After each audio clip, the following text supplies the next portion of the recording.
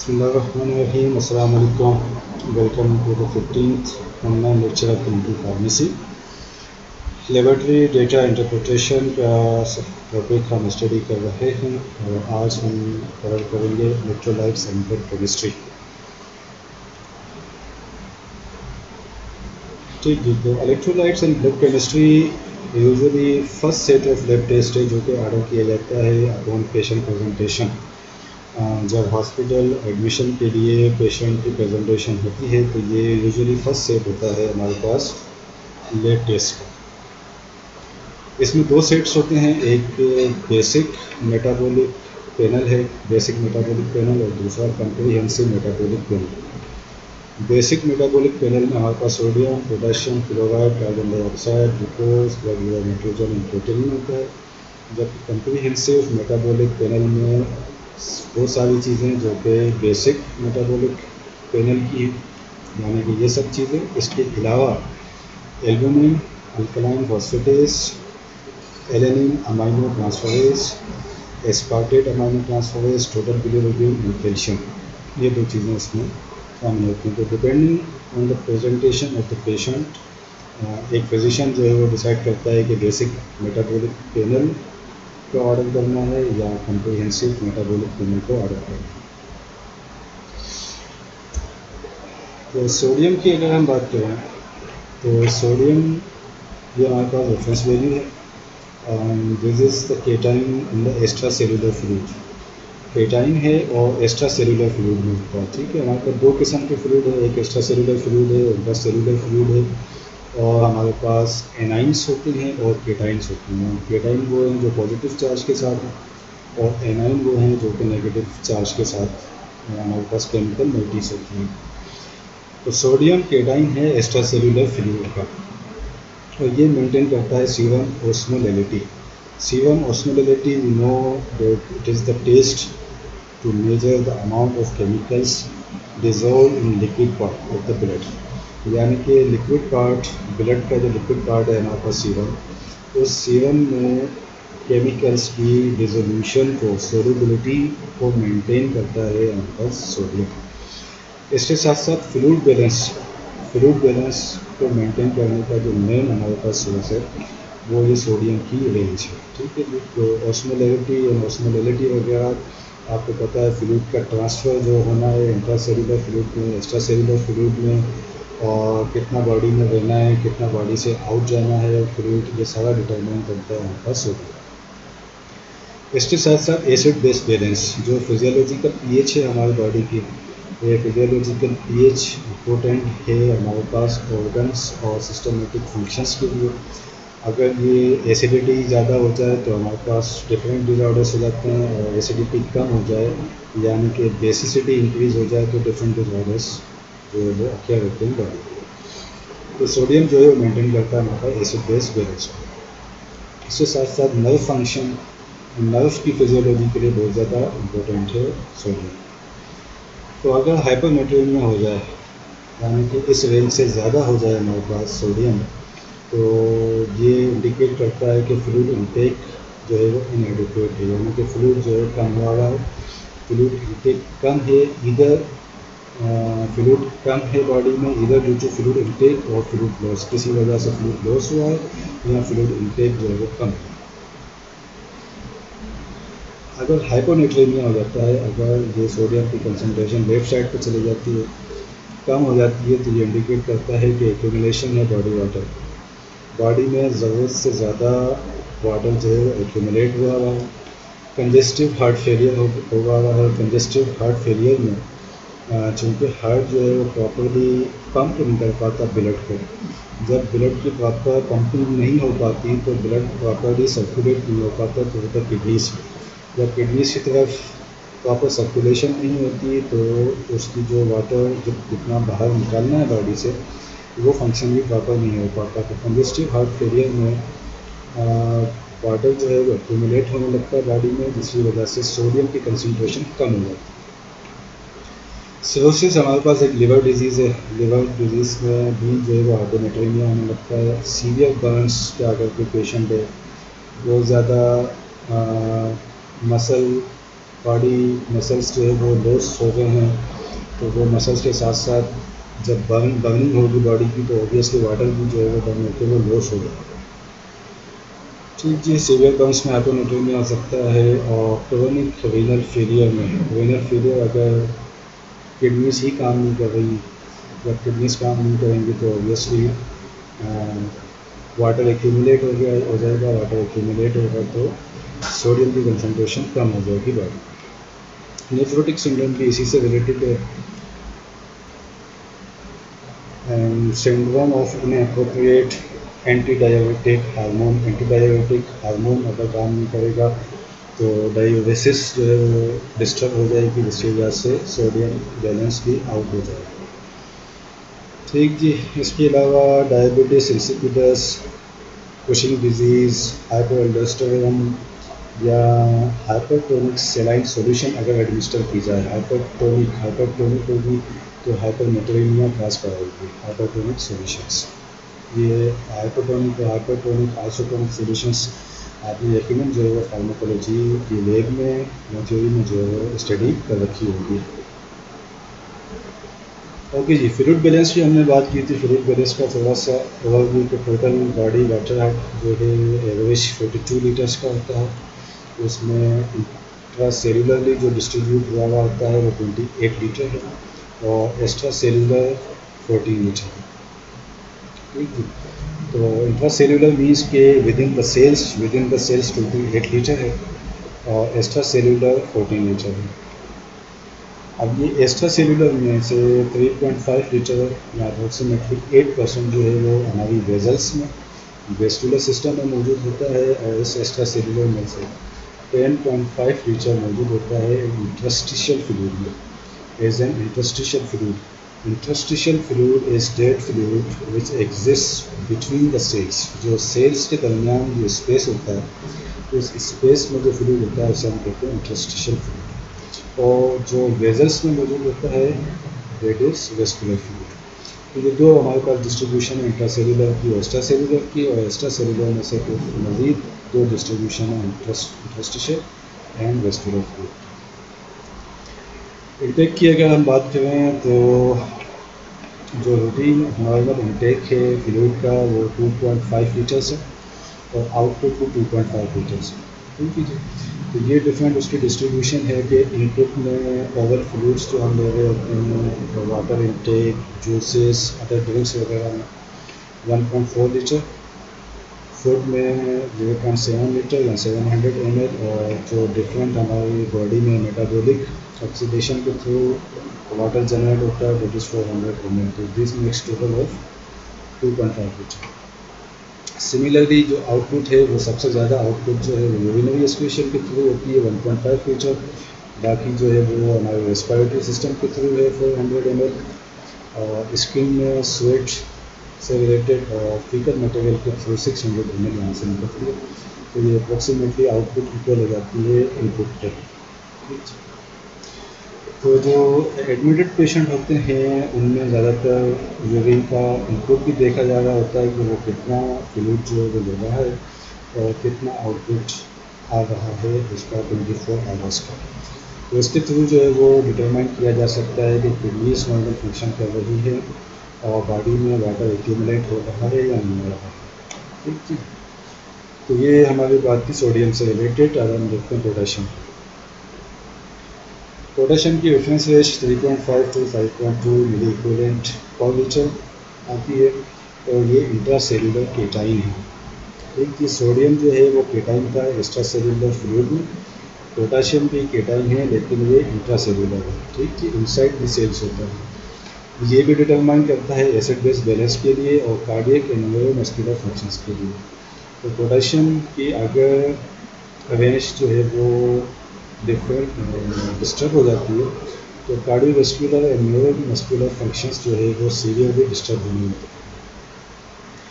Hyperkalaemia किन causes में होता है? हाइपरकैलेमिया की अंडरलाइन काजेस मेटाबॉलिक एसिडोसिस हैं। मेटाबॉलिक एसिडोसिस को हम प्रीवियस लेक्चर में डिस्कस कर चुके हैं कि हर वो रीज़न जिसकी वजह से एसिड मोइटीज़ बॉडी में ज़्यादा प्रोड्यूस होने लगे एसिड मोइटीज़ ज़्यादा एक्यूमुलेट होने लगे, यानी कि उनकी एक्सक्रीशन डिस्टर्ब हो जाए, या जो बेसिस हैं, जो बेसिक मोइटीज़ हैं वो ज़्यादा एक्सक्रीट हो जाए या कम प्रोड्यूस हो। तो इट मीन्स के जो बैलेंस है, एसिड बेस बैलेंस है, वो डिस्टर्ब हो जाएगा। ठीक है, एसिडोसिस जब होगा, मेटाबॉलिक एसिडोसिस, तो वो अंडरलाइन काज हो सकता है हाइपरकेलेमिया का। रीनल फेलियर में एडिसन डिजीज़ हम शायद देखी है। एडिसन डिजीज़ जो है वो एड्रिनल इंसफिशेंसी है, यानी कि जो एड्रिनल ग्लैंड्स हैं हमारे किडनीज के ऊपर, जो ग्लैंड्स हैं, जो एड्रिनल ग्लैंड्स हैं और ये जो हार्मोन्स प्रोड्यूस करती हैं, अगर ये इंसफिशेंट होने लग जाएँ तो पोटेशियम का लेवल जो है वो डिस्टर्ब होने लग जाएगा।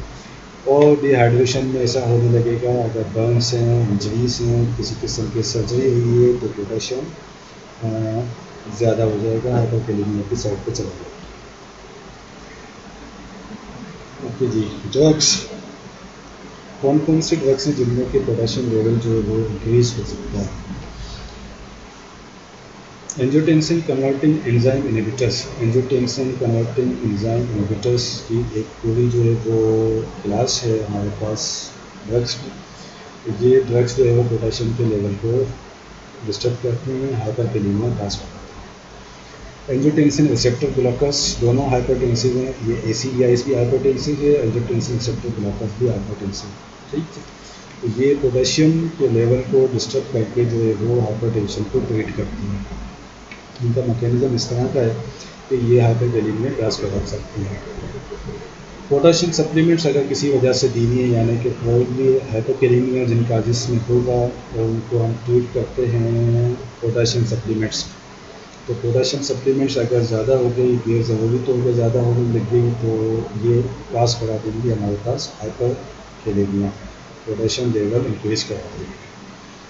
पोटेशियम स्पेरिंग डायूरेटिक्स इस क्लास है। डायूरेटिक्स की आपने क्यों फार्माकोलॉजी में स्टडी कर रखी है, क्योंकि इनमें ये पोटेशियम स्पेरिंग का पूरा इनकी केमिस्ट्री डिपेंड करती है। इस वजह से ये पोटेशियम बॉडी में एक्यूमुलेट होने लगता है और हाइपरकेलेमिया काज होने लगता है। इसके साथ साथ ओरल कंट्रासेप्टिव्स हैं, वो ओरल कंट्रासेप्टिव्स जो कि कंटेन करती हैं लेस्पेरिनम। ओके जी, अब हाइपरकेलेमिया किस वजह से हो सकता है? सीवियर डायरिया में। सीवियर डायरिया में GIT से जो है वो पोटेशियम लॉस हो जाएगा थ्रू फ्लूइड, वोमिटिंग या रेस्पिरेटरी अल्कलोसिस। तो रेस्पिरेटरी अल्कलोसिस में ये होता है कि रेस्पिरेशन इंक्रीज हो जाती है। रेस्पिरेशन जब इंक्रीज होने लग जाए तो ब्लड pH हमारी नॉर्मल रेंज से डिस्टर्ब हो जाती है। ठीक है जी, अगर हम जो नॉर्मल रेस्पिरेटरी रेट है लेट से कि 22 का है, तो 18 to 22 का रेस्पिरेटरी रेट है। अगर ये ज़्यादा हो जाए, रेस्पिरेटरी रेट ज़्यादा हो जाए, तो ये रेस्पिरेटरी अल्कलोसिस, यानी कि रेस्पिरेटरी रेट इंक्रीज होने की वजह से बॉडी में अल्कलोसिस डेवलप हो जाएगी। ठीक है, तो एसिडोसिस में हाइपरकेलेमिया और अल्कलोसिस में हाइपरकेलेमिया हो जाएगी।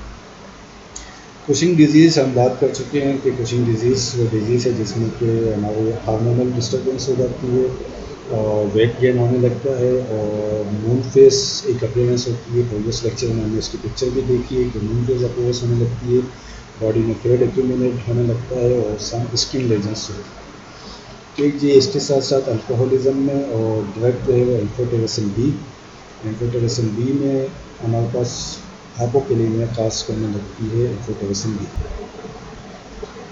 ये एम्फोटेरेसिन बी जो है वो एंटी फंगल मेडिकेशन है। इसके अलावा डायूरेटिक्स भी हाइपोकेलेमिया काज करता है।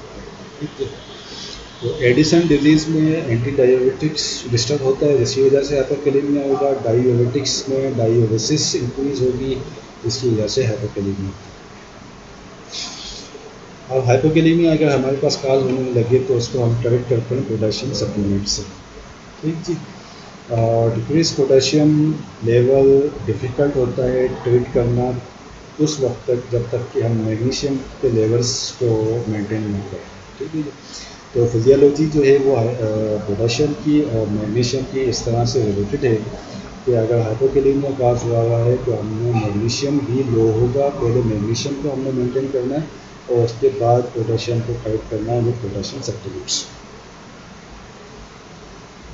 ठीक जी। तो एडिसन डिजीज़ की हमने बात की थी। एडिसन डिजीज़ में यहाँ आप देख रहे हैं कि सोडियम जो है वो कम हो रहा है और पोटेशियम जो है वो इंक्रीज हो रहा है। ठीक जी। इसको एडिनल क्राइसिस भी कहते हैं और फिर ये सारी हमारे पास प्रेजेंटेशन है एडिनल क्राइसिस में कि वेट लॉस होगा, ये डिस्टर्बेंस की वजह से बाकी चीज़ें डिस्टर्ब होने लगेंगी, वीकनेस वगैरह ये सारी चीज़ें। ठीक है जी। तो एडिसन्स डिजीज़ एडिनल क्राइसिस में इस तरह से सीरम सोडियम और सीरम पोटेशियम को डिस्टर्ब करता है। ओके जी। Chloride. Now chloride is the A9.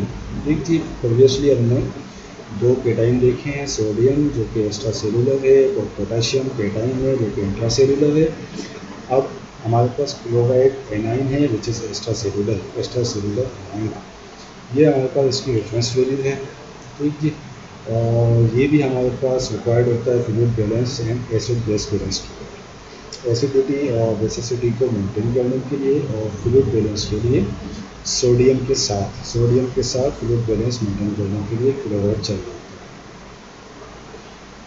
Okay जी। तो हाइपरकोलेरेमिया इंडिकेट करेगा अंडरलाइन डिजीजेस हमारे पास मेटाबॉलिक एसिडोसिस हो सकती हैं, रेस्पिरेटरी अल्कोसिस दोनों हम डिस्कस कर चुके हैं। डिहाइड्रेशन हमें पता है कि फ्लूइड अगर कम हुआ हुआ बॉडी में, ठीक है जी। और डायबिटीज़ इंसिपिडस भी हम देख चुके हैं कि फ्लूइड का बैलेंस डिस्टर्ब होने की वजह से ग्लूकोज के लेवल्स जब डिस्टर्ब होने लगते हैं तो वो एक टाइप है डायबिटीज़ इंसिपिडस की। देन एक्लेम्सिया को इंडिकेट करेगा हाइपरकोलेरेमिया। एक्लेम्सिया एक्लेम्सिया क्या है? Eclampsia is the onset of seizures, जो कन्वर्जेंस या सीजर्स होते हैं in a woman with pre eclampsia. ठीक है। यानी कि एक्लेम्सिया और प्री एक्लेम्सिया आपस में रिलेटेड हैं। Eclampsia is the onset of seizures which means convergence in a woman with pre eclampsia. Pre eclampsia वो डिज़ॉर्डर है प्रेगनेंसी का जिसमें हाई ब्लड प्रेशर हो जाता है प्रेगनेंट वुमन। ठीक है। या large amount of protein pass out होने लगता है यूरिन में। ठीक है। समझ के आप, यानी कि प्री एक्लेम्सिया वो चीज़ है। प्री एक्लेम्सिया प्रेग्नेंट वुमेन में हाइपरटेंशन या प्रोटीनोरिया या एल्बुमिनूरिया। अब इस प्री इक्लेम्सिया वाले प्रेग्नेंट पेशेंट में अगर सीजर्स और कन्वर्जेंस होने लगे तो उसे कहते हैं इक्लेम्सिया।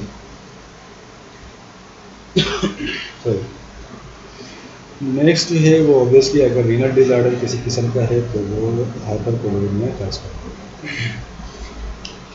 हाइपरकोलेरेमिया हमारे पास होगा प्रोलॉन्ग्ड वोमिटिंग की वजह से। एक बहुत ही सीवियर किस्म की वोमिटिंग हो तो हाइपरकोलेरेमिया हो जाएगा, यानी कि क्लोराइड के लेवल्स जो है कम। गैस्ट्रिक सक्शनिंग, यानी कि अगर हम गैस्ट्रिक जीआई ट्रैक्ट में मौजूद किसी किस्म के पॉइज़न को साफ़ करने के लिए जब गैस्ट्रिक सक्शनिंग कराते हैं, उसकी पूरी क्लेंजिंग कराते हैं, तो जो कुछ भी ऑब्वियसली मौजूद होता है गैस्ट्रिक कंडेंस में वो निकल आता है। ठीक है। तो इस वजह से जो है क्लोराइड के लेवल्स कम हो सकते हैं। Metabolic acidosis again, congestive heart failure, syndrome of inappropriate antibiotic hormone, Edison disease हम प्रीवियसली देख चुके हैं कि जो एडिनल इंसफिशिएंसी के क्राइसिस है उसकी वजह से एडिसन डिजीज़ होती है।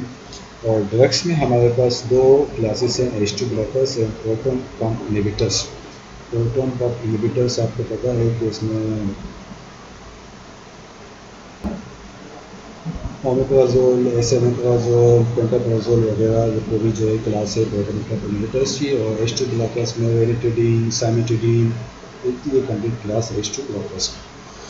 तो ये दोनों जो क्लासिफिकेशन हैं ड्रग्स से कंप्लीट क्लासेस क्लास करा सकती हैं हाइपोकोलेरेमिया।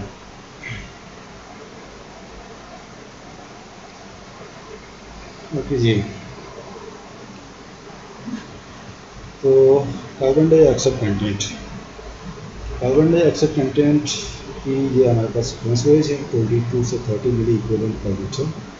और ये जो कार्बन डाइऑक्साइड कंटेंट है ये हमारे पास बाइकार्बोनेट, HCl बाइकार्बोनेट और डिजोल्व कार्बन डाइऑक्साइड की फॉर्म में होता है जो कि टोटल कंटेंट है।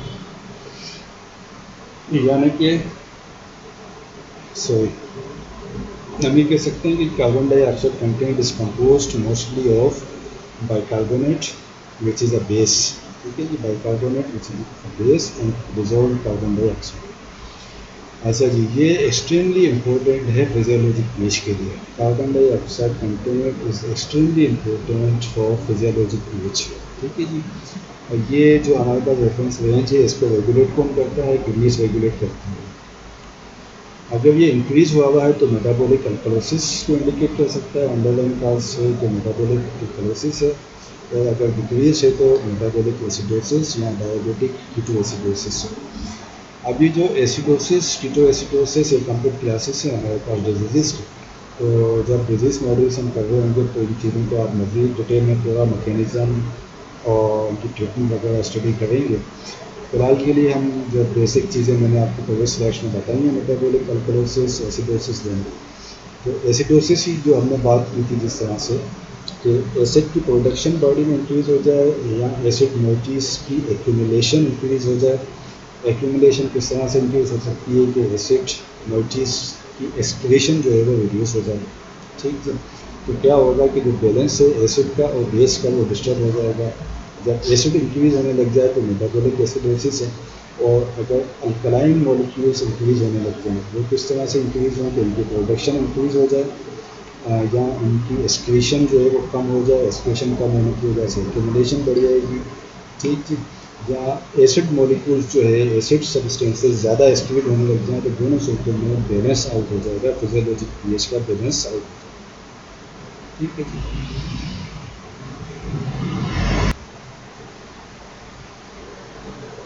अल्कलोसिस और एसिडोसिस को समझने का एक दूसरा तरीका जो है वो है एनाइन गैप। ठीक जी, एनाइन गैप हम कैलकुलेट करते हैं सोडियम का जितना लेवल है उसमें से माइनस कर देते हैं हम summation of chloride and bicarbonate. ठीक है जी, ये केटाइन है हमारे पास सोडियम, और ये हमारे पास बाइकार्बोनेट और क्लोराइड जो है वो एनाइंस है। ये anion gap normal physiologic pH के लिए हमारे पास मेंटेन रहता है 3 to 11 milliequivalent per litre. अब अगर ये एनाइन गैप इंक्रीज़ हो जाए, ठीक जी, जैसे कि ये आप देख रहे हैं कि ये हमारे पास एनाइंस है। ठीक जी, ये हमारे पास केटाइंस हैं और ये हमारे पास सॉरी ये जो गैप जनरेट हो रहा है एनाइंस का, यहाँ पे आप देख रहे हैं नॉर्मल में ये एनाइन गैप है हमारे पास इतना। और अगर किसी वजह से एनाइंस गैप इंक्रीज़ हो जाए, ठीक है, बाइकार्बोनेट आप देख रहे हैं कि कम हो गए हैं, बाइकार्बोनेट का लेवल नॉर्मल के मुकाबले में, नॉर्मल एनाइंस के मुकाबले में बाइकार्बोनेट का लेवल जो है कम हो गया, तो एनाइन गैप जो है वो इंक्रीज़ हो गया है। ठीक है, अब अगर ये एनाइन गैप नॉर्मल से इंक्रीज़ हो जाता है, यानी कि ये कैलकुलेशन है हमारी, इससे इंक्रीज़ हो जाता है तो ये एसिडोसिस करा देगा। ठीक है, जो फिजियोलॉजिक पीएच है हमारी वो एसिडोसिस साइड पे चली जाएगी। और अगर ये एनाइन गैप कम हो जाए, हमारे नॉर्मल एनाइन गैप से कम हो जाए तो अल्कलोसिस साइड पे चला जाएगा। ठीक है, तो एनाइन गैप मैकेनिज़्म है हमारे पास एसिडोसिस और अल्कलोसिस में। जब हम ये डिजीज़ स्टडी करेंगे तो उसमें हम इस चीज़ को दोबारा स्टडी करेंगे डिटेल में और डीप में जाएंगे। ओके जी, ग्लूकोज। अब सीरम ग्लूकोज की अगर हम बात करें तो सीरम ग्लूकोज प्रोबेबली आपने इसकी रेंजेस जो है वो स्टडी कर रखी होंगी कहीं ना कहीं, लेवल हम यहाँ इसको स्टडी कर लेते हैं कि एक है हमारे पास फास्टिंग प्लाज्मा ग्लूकोज। ठीक है, इसकी रेंज हमारे पास 100 मिलीग्राम पर डेसीलीटर से कम होनी चाहिए।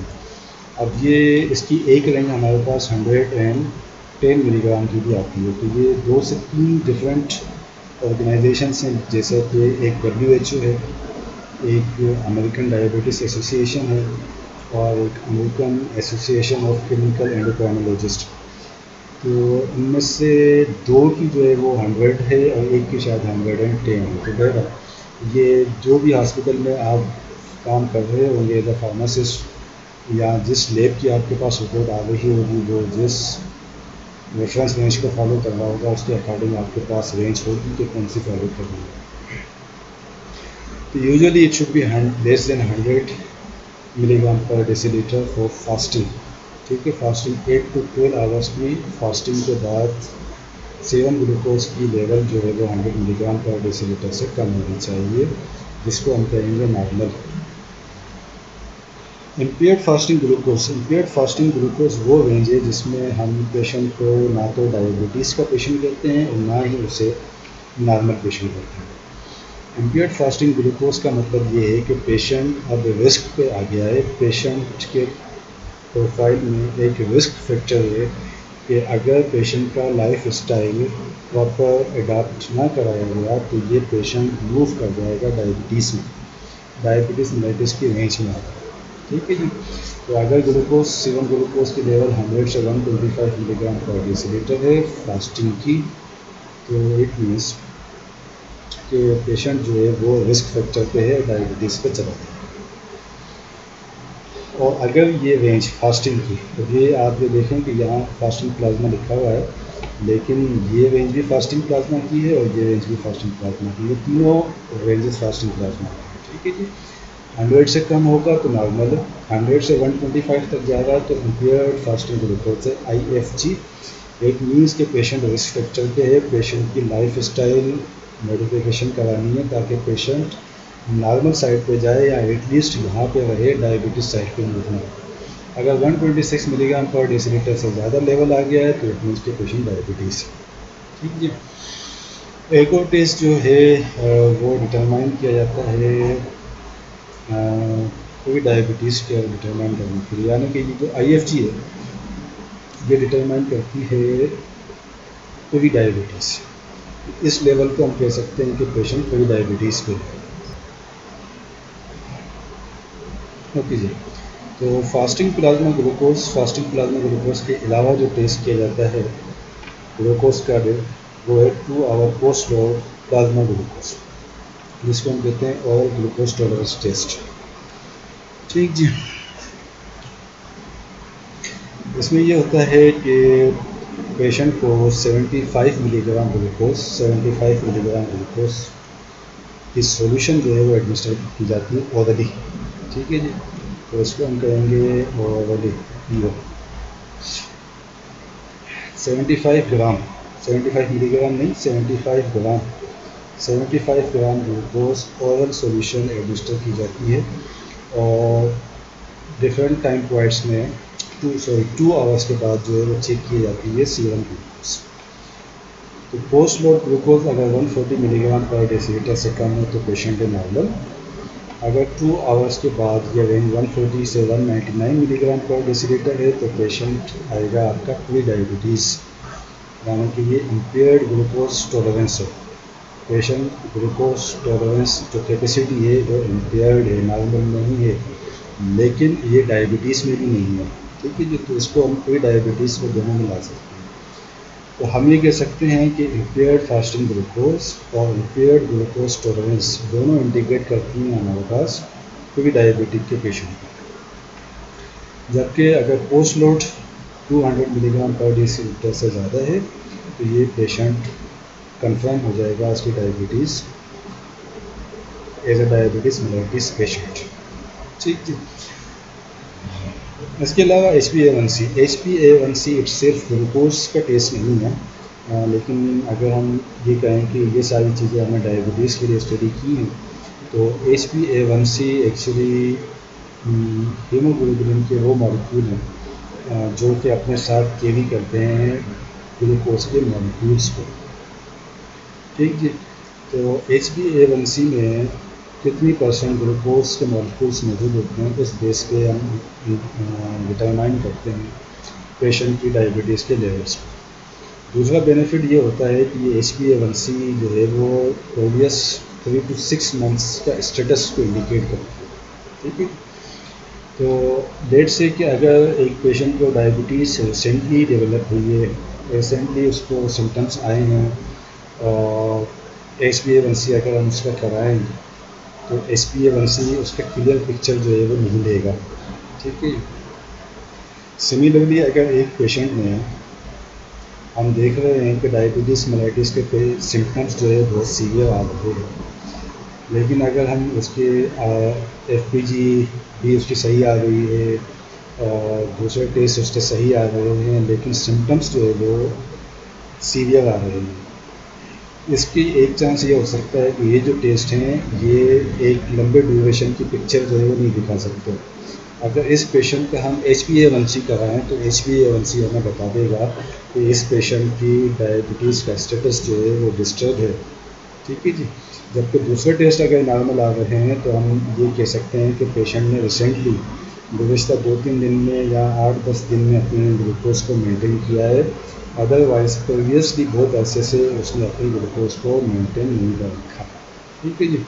तो HbA1c हमें प्रीवियस 3 to 6 मंथ्स तक के स्टेटस बताता है कि पेशेंट का ग्लूकोज लेवल क्या रहा है।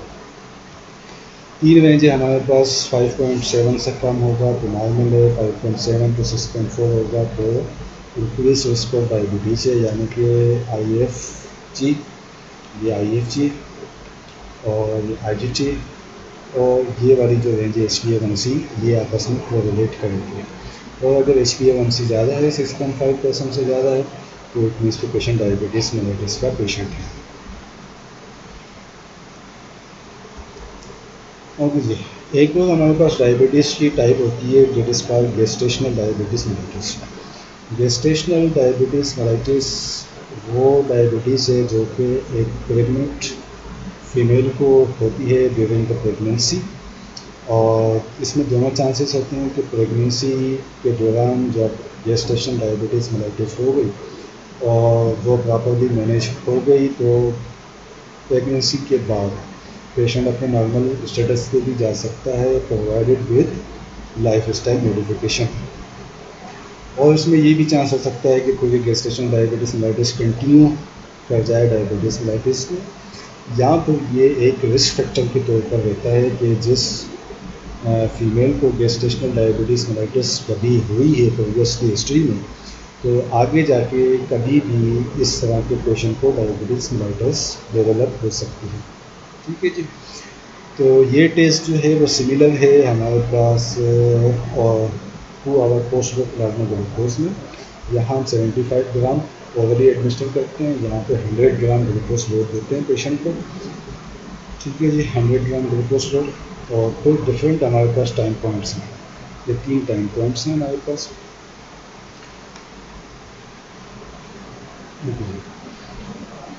तो इन टाइम पॉइंट्स के अगेंस्ट हमारे पास ये रेफरेंस वैल्यूज़ हैं, ठीक है जी। 95 मिलीग्राम, 180 मिलीग्राम, 155 मिलीग्राम और 140 मिलीग्राम पर डेसीलीटर फास्टिंग में 1 आवर में, 2 आवर में और 3 आवर में रेस्पेक्टिवली।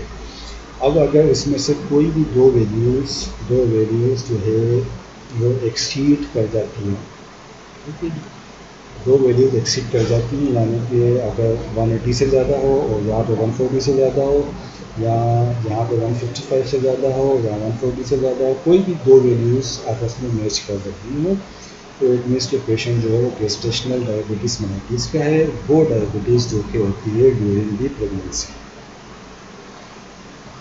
ओके जी। और हाइपरग्लाइसीमिया कहाँ कहाँ पे हो सकता है डायबिटीज़ का, तो ऑब्वियसली एक प्रोमिनेंट जो है वो मार्क है। इसके अलावा कुशिंग डिजीज़ में, सेप्सिस में। Sepsis is the infection of blood. जब ब्लड में इन्फेक्शन स्प्रेड हो जाए तो उसको हम कहते हैं sepsis. Pancreatitis, inflammation of the pancreas. Obviously अगर पेंक्रियास डिस्टर्ब हो जाएगा तो इंसुलिन डिस्टर्ब हो जाएगी, इंसुलिन डिस्टर्ब हो जाएगी तो ग्लूकोज लेवल्स जो है वो डिस्टर्ब हो जाएगी।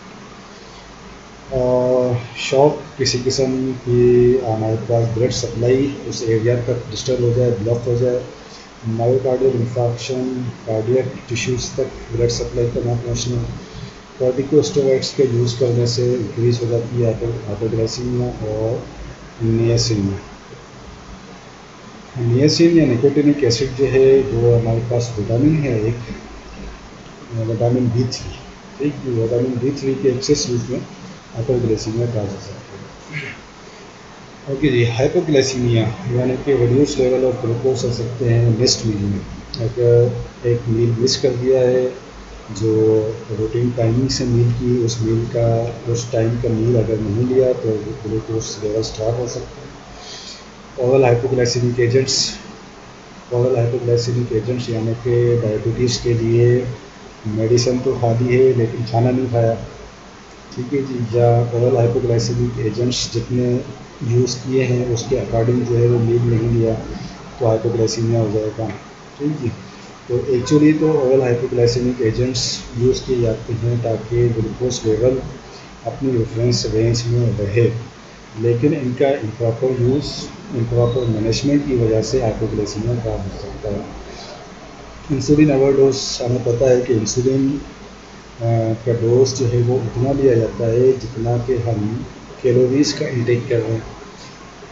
ठीक है, अब लेट से कि एक पेशेंट को हमने 10 मिनट्स जो है वो ब्रेकफास्ट में, 10 मिनट्स ब्रेकफास्ट में और 12 मिनट्स जो है वो डिनर के साथ एडजस्ट करके दिए हुए हैं, उसके जो मील हिस्ट्री है, जितनी कैलोरीज उसकी हिस्ट्री है उसके हिसाब से। ठीक जी, अब पेशेंट ने लेट से कि किसी दिन जो है वो 12 यूनिट्स अपने साथ लगा दिए और वो खाने की किसी दावत में चला गया डिनर, और उस दावत में जो है वो खाना पसंद आया नहीं उसको और उसने खाना प्रॉपर खाया। तो इस 12 यूनिट्स ऑफ इंसुलिन के अगेंस्ट जितनी कैलोरीज बॉडी में जानी चाहिए थी वो कैलोरीज जब जाएंगी नहीं तो क्या होगा कि ग्लूकोज का लेवल एक्सेसिवली डिक्रीज हो जाएगा। ठीक है, इसके अलावा एडिसन डिजीज़ जो हमारे पास एडिसन डिजीज़ की वजह से हमने डिस्कस की है, उसमें भी हाइपोग्लाइसीमिया का हो जाएगा।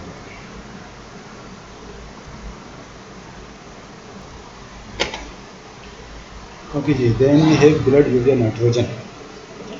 ब्लड यूरिया नाइट्रोजन, ये हमारे पास इसकी रेफरेंस रेंज है, blood urea nitrogen end product of protein catabolism की। ठीक है, तो हमारे जो प्रोटीन्स हैं यूजुअली जो मसल्स की फॉर्म में हमारे पास प्रोटीन्स हैं, इन प्रोटीन्स का जो कैटाबोलिज्म होता है लिवर में। ठीक, लिवर में कैटाबोलिज्म होता है, ब्लड यूरिया नाइट्रोजन बनती है, फिर ये ब्लड में आ जाती है, लिवर से ब्लड यूरिया नाइट्रोजन ब्लड में आती है, देन ब्लड से फिर एस्ट्रेट आउट हो जाती है किडनीज में। ठीक है जी, तो अगर ये एजोटेरिया हमारे पास काज हो रहा है यानी कि इंक्रीज्ड ब्लड यूरिया नाइट्रोजन यहाँ पे रेंज हमारे पास आ रही है तो इट मीन्स कि ये एजोटेरिया है। ये एजोटेरिया हमें इंडिकेट करता है एक्यूट रीनल फेलियर और क्रोनिक रीनल फेलियर दोनों में। ठीक जी, प्रोटीन डाइट अगर इंक्रीज हुई है, लेट से कि जो वेट लिफ्टर्स होते हैं या बॉडी बिल्डर्स जो होते हैं, तो आपने देखा है कि वो प्रोटीन डाइट पे बहुत ज़्यादा जो है फोकस करते हैं। तो प्रोटीन डाइट अगर बहुत ज़्यादा है तो ये ऑब्वियसली जब प्रोटीन बॉडी में ज़्यादा जाएगा तो उसका कैटाबोलिज्म भी ज़्यादा हो जाएगा और ये एजोटेनिया काज कर सकता है। तो ऑब्वियसली ये एक डिजीज़ नहीं है, लेकिन हम उसको कोरिलेट कर सकते हैं एजोटेनिया से। इसके अलावा जो नेफ्रोटॉक्सिक मेडिकेशंस हैं, वो मेडिकेशंस जो कि नेफ्रोटॉक्सिक यानी कि किडनी को नुकसान पहुंचाने वाले जो नेफ्रॉन्स हैं हमारे, उनको किल करने वाली जो मेडिसिन हैं, उसमें भी एजोटेरिया पास हो सकता है। तो इट इज़ साइक्लोस्पोरिन। साइक्लोस्पोरिन एक इम्यूनोसप्रेसेंट ड्रग है। लेट से कि जो ट्रांसप्लांट के पेशेंट्स होते हैं, ट्रांसप्लांट ऑर्गन ट्रांसप्लांट जब किए जाते हैं तो उस ऑर्गन की रिजेक्शन को प्रिवेंट करने के लिए जो हमारा इम्यून सिस्टम है उसको सप्रेस करने के लिए साइक्लोस्पोरिन प्रोवाइड की जाती है। अमाइनोग्लाइकोसाइड एंटीबायोटिक्स एक पूरी क्लास है, उसकी वजह से भी एजोटेनिया काज हो सकता है। ब्लड यूरिया नाइट्रोजन के लेवल्स डिक्रीज कर होंगे लिवर फेलियर में और एक्रोमेगली में। एक्रोमेगली हमारे पास वो डिजीज़ है जिसमें कि ओवर ग्रोथ हो जाती है मसल्स की। ठीक है जी, ओवर ग्रोथ। देन आइए ये क्रेटिनिन पे। क्रेटिनिन मसल क्रेटिनिन है। ठीक है जी, मसल्स की एक प्रोडक्ट है, मसल्स में पाई जाती है। मसल्स के ब्रेकडाउन में हमारे पास क्रेटिनिन निकलती है। मसल्स में है क्रेटीन प्रोटीन, क्रेटीन से इसका ब्रेकडाउन होता है क्रेटिनिन में। ठीक है, फिर ये क्रेटिनिन जाती है ब्लड में और ब्लड से हमारी किडनीज के थ्रू ग्लोमेरुलर फिल्ट्रेशन का जो मैकेनिज्म है, ग्लोमेरुलर फिल्ट्रेशन का, उसके थ्रू एक्सक्रीट होती है। ठीक है, और ये प्रोमिनेंट हमारे पास इंडिकेशन है क्रेटिनिन रीनल डिसफंक्शन की। ठीक है जी, और अगर ये इंक्रीज हुई है तो हमारे पास रीनल डिसफंक्शन के लिए एक क्लियर कट जो है इंडिकेशन है। अच्छा जी, इसके अलावा मसल का जो जितना मास है हमारे पास, जो जितना मास है, अ, उसके हवाले से ये हमारे पास रेफरेंस रेंज मेंटेन रखती है। अगर कोई बॉडी बिल्डर, वेट लिफ्टर अपना बॉडी मास इंक्रीज़ कर देता है तो ऑब्वियसली मसल इंक्रीज़ होगा। मसल इंक्रीज़ होने की वजह से क्रिएटिन इंक्रीज़ होगा। क्रिएटिन और क्रिएटिनिन दोनों इंक्रीज़ हो सकते हैं, तो उनकी एस्पिरेशन भी इंक्रीज़ हो जाएगी। सॉरी, उनका जो सीरम लेवल है वो भी इंक्रीज़ हो सकता है। ठीक जी, तो अगर हम पैथोलॉजिकल बात करें तो पैथोलॉजिकली रीनल डिस्फंक्शन हमने देख लिया, डिहाइड्रेशन होगी तो इंक्रीज होगा हमारे पास। यूटीआई ऑब्स्ट्रक्शन में क्रिएटिनिन लेवल इंक्रीज हो जाएंगे। विगरस एक्सरसाइज बहुत ही ज़्यादा सीवियर किस्म की एक्सरसाइज करने की वजह से, तो ये हम ऑब्वियसली इसको हम रिलेट कर सकते हैं हमारे मसल से। जब एक्सरसाइज ज़्यादा होगी तो मसल ब्रेकडाउन ज़्यादा होगा और अल्टीमेटली क्रिएटिनिन जो है वो उसका ब्लड लेवल इंक्रीज होगा। मस्तीनिया ग्रेविस, मस्तीनिया ग्रेविस एक डिजीज़ है जिसमें कि लॉन्ग टर्म न्यूरोमस्कुलर डिजीज़ है, which leads to varying degrees of skeletal muscle weakness. Skeletal muscle weakness होने की वजह से हमारे पास क्रिएटिनिन, तो मसल वीकनेस होगी तो मसल वीकनेस ऑब्वियसली इंडिकेट्स के मसल ब्रेकडाउन ज़्यादा होगा। मसल ब्रेकडाउन ज़्यादा होने की वजह से क्रिएटिनिन के ब्लड लेवल्स इंक्रीज होगा। ठीक है जी, देन डिक्रीज कहाँ पे होगा? डिक्रीज होगा जी कैकेक्सिया में। Cachexia is also a weakness and wasting of the body due to severe chronic illness. किसी भी किस्म की सीवियर क्रोनिक इलनेस हो, फॉर एग्जांपल कैंसर में, HIV एड्स में, ठीक है जी, इस तरह की डिजीज़ जिसमें कि मसल वेस्ट हो जाएगा, मसल्स ज़ाया होने लगेंगे बहुत ज़्यादा। जब मसल्स वेस्ट होंगे तो ऑब्वियसली मसल्स होंगे ही नहीं। एक तो ये है कि हमारे पास यहाँ पे मसल्स का ब्रेकडाउन होगा, ठीक है, यहाँ जो चीज़ें हमने देखी हैं इसमें ब्रेकडाउन होगा, जबकि यहाँ पे कम्प्लीटली वेस्ट होगा, मसल है ही नहीं। जब मसल वेस्ट हो गया, मसल्स का वॉल्यूम भी बहुत ज़्यादा कम हो गया, वो है ही नहीं, तो ऑब्वियसली क्रिएटिनिन भी नहीं होगा, राइट। दूसरा इनएक्टिव एल्डरली, जो एल्डरली पीपल हैं और इनएक्टिव रहते हैं उनमें भी ब्लड लेवल, सॉरी, क्रिएटिनिन के लेवल्स जो है वो डिक्रीज होंगे। और जो कोमाटोस पेशेंट्स होंगे, कोमा में गए हुए होंगे, एक लंबे अर्से तक बिस्तर पे ही पड़े हुए होंगे, तो ऐसे पेशेंट्स में कोई एक्टिविटी चूँकि नहीं हो रही होगी, या कोई एक्टिविटी नहीं हो रही होगी तो मसल ब्रेकडाउन नहीं होगा। मसल ब्रेकडाउन ना होने की वजह से ये क्रिएटिनिन के लेवल्स कम होंगे। ओके जी, तो ये है हमारे पास माइस्थेनिया ग्रेविस की एक एग्जांपल। आप ये देख रहे हैं कि वीकनेस है, माइस्थेनिया ग्रेविस वीकनेस है, न्यूरोमस्कुलर वीकनेस है, जिसकी वजह से ये आईलिड्स पेशेंट जो है प्रॉपरली होल्ड नहीं कर पाता ऊपर, हॉर्न्स जो है वो एक साइड पे लटक गए हैं, ठीक है। ये एग्जांपल है कैकेक्सिया की। यहाँ पर हमारे पास मसल वीकनेस नहीं हुई है, यहाँ पर न्यूरोमस्कुलर वीकनेस है, ठीक। और यहाँ पर कैकेक्सिया है, यानी कि मसल वेस्टेज हुई हुई है कम्प्लीटली, मसल्स का वॉल्यूम बहुत ज़्यादा डिक्रीज हुआ हुआ है। एग्जाम्पल्स हम बता चुके हैं कि एक HIV एड्स इसकी एक एग्जाम्पल है, और जो कैंसर के पेशेंट्स होते हैं वो इसकी एक एग्जाम्पल है। ठीक है, तो रीनल फंक्शन के लिए ये क्रिएटिनिन हमारे पास बहुत ज़्यादा इम्पोर्टेंट है, या हम पूरे स्लाइड में बात कर चुके हैं। वो इस तरह से कि क्रिएटिनिन जब ब्लड में आया तो इस क्रिएटिनिन की क्लियरेंस होती है हमारे पास, एक ही सिस्टम है क्रिएटिनिन क्लियरेंस का, वो है किडनीज के थ्रू, ठीक है जी। तो क्रिएटिनिन कितना है बॉडी में, सीरम में कितना है, उसकी क्लियरेंस कितनी हो रही है, ये क्रिएटिनिन क्लियरेंस हमें रिलेट करती है एस्टिमेटेड ग्लोमेरुलर फिल्ट्रेशन रेट। तो किडनी से जो क्रिएटिनिन क्लियरेंस हो रही है वो होती है थ्रू ग्लोमेरुलर फिल्ट्रेशन रेट। तो अगर हम इस एक चीज़ का पता कर देंगे तो हमें पता चलेगा कि ग्लोमेरुलर फंक्शन कितना अच्छा हो रहा है, कितना प्रॉपर हो रहा है। इस क्रिएटिनिन क्लियरेंस की बेस पर हम डिटरमाइन करेंगे कि किडनी कितना फंक्शन कर रही है, यानी कि ग्लोमेरुलर फिल्ट्रेशन रेट को एस्टिमेट करेंगे, एस्टिमेटेड ग्लोमेरुलर फिल्ट्रेशन रेट, और इसकी बेस पे हम रिलेट करेंगे रीनल फंक्शन को, कि रीनल फंक्शन पेशेंट का कितना है इस वक्त जब वो प्रेजेंट हुआ है हॉस्पिटल में या ड्यूरिंग दी एडमिशन। ठीक है, तो इसको हम देख लेते हैं। इसको दोबारा समझते हैं कि क्रेटिनिन, जो सीरम क्रेटिनिन है, सीरम क्रेटिनिन के जितना लेवल होगा उसकी बेस पे हम डिटरमाइन करेंगे कि क्रेटिनिन क्लियरेंस कितनी हो रही है। क्रेटिनिन क्लियरेंस हमारे पास को रिलेट करती है एस्टिमेटेड ग्लोमेरुलर फिल्ट्रेशन रेट से। एस्टिमेटेड ग्लोमेरुलर फिल्ट्रेशन रेट की बेस पे हम डिटरमाइन करते हैं रीनल फंक्शन। ओके जी, तो नेक्स्ट एग्जाम्पल में हम देख लेते हैं, सब इसको प्रॉपरली समझ लेंगे इंशाल्लाह। अब लेट से कि हमारे पास पेशेंट है, एक मेल पेशेंट है 48 ईयर्स का, 55 kg वेट है पेशेंट का और सीरम क्रेटिनिन 1.1 मिलीग्राम पर डेसीलीटर है। ठीक जी, रेफरेंस रेंज हमने यहाँ पे देखी थी 0.6 से 1.3 मिलीग्राम पर डेसीलीटर क्रेटिनिन की रेफरेंस रेंज है। ठीक जी, तो इसकी बेस पे सीरम क्रेटिनिन की हमने बात की थी कि क्रेटिनिन की बेस पे हम रीनल फंक्शन को डिटरमाइन करते हैं।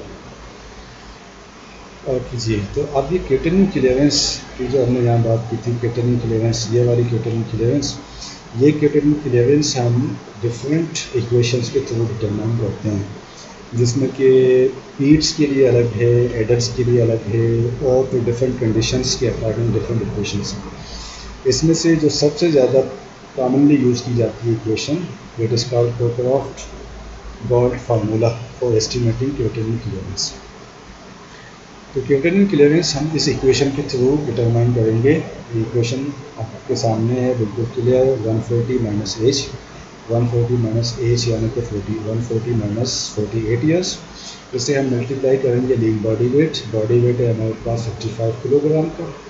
फिर इसे हम डिवाइड करेंगे सीरम क्रेटिनिन, सीरम क्रेटिनिन की वैल्यू हमारे पास होनी चाहिए मिलीग्राम पर डेसीलीटर में, ये हमारे पास 1.1 मिलीग्राम पर डेसीलीटर है। इसे मल्टीप्लाई करेंगे 72 से। अगर फीमेल पेशेंट है तो इस पूरे पोर्शन को हम मल्टीप्लाई कर देंगे 0.85 से। इस केस में हमारे पास मेल पेशेंट है तो हम इसे मल्टीप्लाई नहीं करेंगे। अब जब ये सारी कैलकुलेशन हम कर देंगे तो हमारे पास रिजल्ट आया है 79.2 ml पर मिनट, यानी कि creatinine clearance 79.2 ml per minute हो रही है। एक मिनट में 79.2 ml of blood is being cleared from the creatinine। ठीक है जी, अब ये जो क्रेटिनिन क्लियरेंस हमने कैलकुलेट कर दी है, क्रेटिनिन क्लियरेंस हमने कैलकुलेट कर दी है, इसकी बात हमने प्रीवियस स्लाइड में की थी कि creatinine clearance is equal to estimated glomerular filtration rate. Creatinine clearance को हम कोरिलेट करते हैं एस्टिमेटेड ग्लोमेरुलर फिल्ट्रेशन रेट से, और ये हमारे पास इक्वल है रीनल फंक्शन। तो अब हम कहेंगे कि जो एस्टिमेटेड ग्लोमेरुलर फिल्ट्रेशन रेट हमारे पास आया है इस पेशेंट का, that is 79.2 ml per minute. अब हमें ये डिसाइड करना है कि इस पेशेंट का रीनल फंक्शन नॉर्मल है या नहीं है।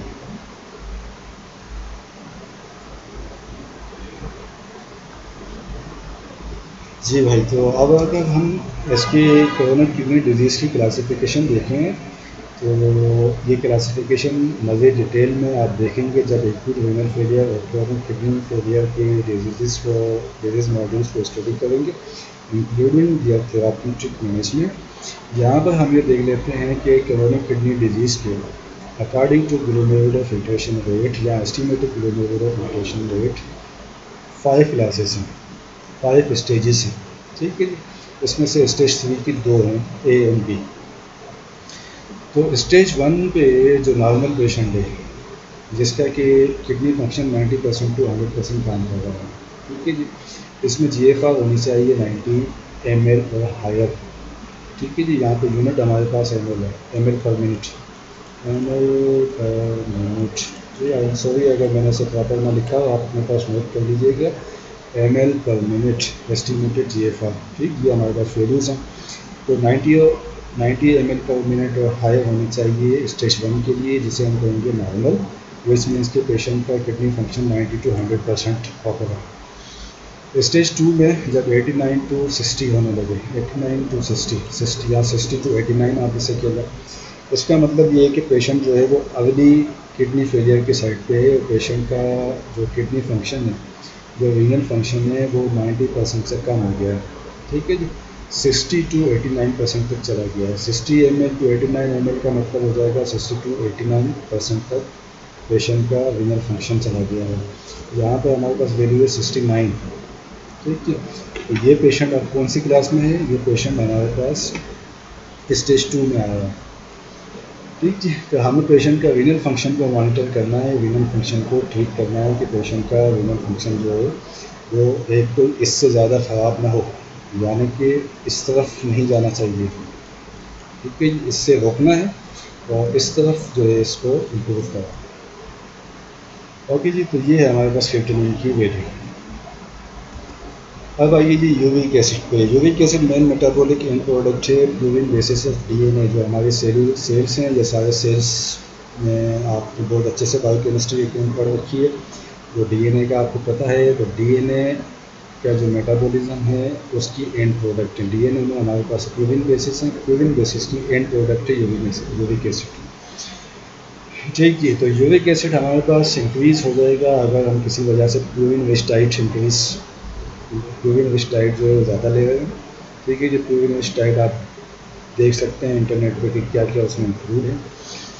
Tumour lysis syndrome. अब कैंसर का एक पेशेंट है, कैंसर के पेशेंट को ट्यूमर हुआ हुआ, उस पेशेंट को हमने ट्रीट करने के लिए केमोथेरापी दे रखी है। पेशेंट को जब केमोथेरापी दी है तो वो ट्यूमर को लाइसिस कर रहा है, ट्यूमर को तोड़ रहा है। ठीक है, अब जब ट्यूमर टूटेगा तो ट्यूमर में प्यूरिन बेसिस भी ज़्यादा है, डीएनएस भी ज़्यादा है। ऑब्वियसली वो एक ओवर ग्रोथ है, सेल्स की टिश्यू की ओवर ग्रोथ हुई है। तो जब वो टूटेगी तो उसको हम ऐसी कंडीशन में हाइपरयूरेसीमिया होगा और ये इट्स सेल्फ एक सिंड्रोम है। ठीक है, ये अंडरलाइन डिजीज़ नहीं बल्कि इट्स सेल्फ एक सिंड्रोम है जिसको हम कहते हैं ट्यूमर लाइसिस सिंड्रोम, और इसमें हाइपरयूरेसीमिया ज़्यादा होता है। तो इट मीन्स कि जो कैंसर का पेशेंट केमोथेरापी वगैरह पे, रेडिएशन वगैरह पे किसी भी चल रहा होगा जहाँ पे कि ट्यूमर लाइसिस होगा, ऐसे पेशेंट में हाइपरयूरेसीमिया लाजमी होगा। फ्यूरासिमाइड डायबिटिक्स है। ठीक है, ये जो डायबिटिक है ये काज कराएगी हाइपरयूरेसीमिया। हाइजार डायबिटिक्स की वजह से भी होगा। नियसिन जो विटामिन B3 है ये भी काज कराएगी हाइपरयूरेसीमिया।